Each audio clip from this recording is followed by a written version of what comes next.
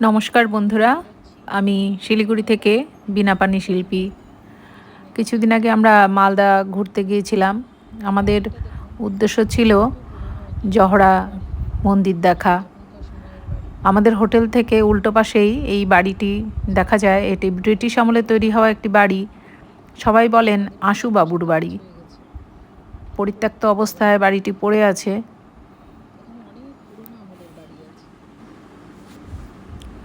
আমরা রাস্তায় নেমে এসেছি। এটা নেতাজি মোড়।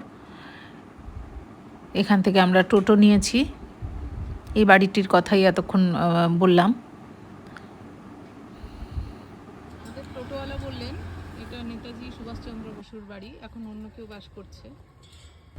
আমাদের টোটোওয়ালা দাদা জানালেন যে ওনারা ছোটোবেলায় নেতাজি সুভাষচন্দ্র বসুর ওয়াইফকে দেখেছেন।